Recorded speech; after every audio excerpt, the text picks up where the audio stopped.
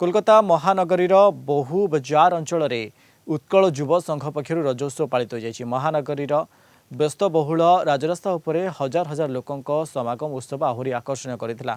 ओडिशार माटी नारी कृषि और परिवेश सह जड़ित एही अनन्य पर्वर महत्व को आगको आनिबा पई विभिन्न सांस्कृतिक और सचेतनामूलक कार्यक्रम आयोजन करा जायथिला। ओडिया भाषा संस्कृति परंपरा को सुदूर पश्चिमबंग जीवंत रखा दिगरे यह आयोजन एक माइल खुंटे साब्यस्त होइछि। रज केवल एक पर्व नुहे, हाँ ओडिया जातिर परिचय अटे।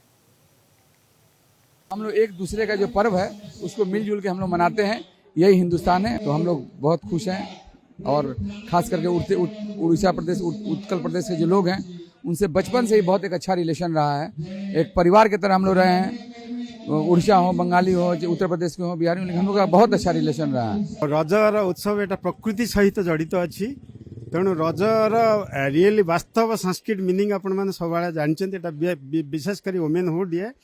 तेणु ये 3 दिन समस्ते एकदम परिष्कार परिच्छन्न पिठापଣା करेंगे, खाइबे एवं भल भल ड्रेस पहनबे, यही सब करिकी पालन करिकी ता सांगर मौसम भी ये साथ दिए। सेकेंड रजर मौसम भी आसे, तो ये सब अच्छी प्रभात। ओडिशा गणपर्व एते सुंदर भाव आम पर्व पालन करि पारछु, जहा कि मते लागुची कलिकता प्रथम ऐतिहासिक कलिकता राजरास्ता आम पालन करछु।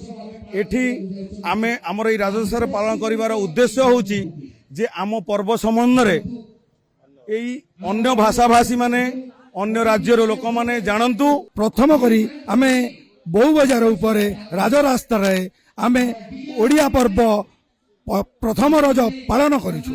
एटा प्रत्येक ओडिया भाई भाई गर्व एवं गौरव। एई अनुष्ठान गढ़िया पई हमर सहकर्मी भाई माने अक्लांत परिश्रम करिकी एई जगह को आज ठिया करि पारिछंती। रज पर्व होची बंधु मिलन, जे जे जोठी रहिछि से माने एकत्रित होते। तेणु तांकर एई भावाभाग बा एकत्रित आमर ओडिशा संस्कृति एवं ओडिशा भाषा को गोटे बंधन लिप्त करे।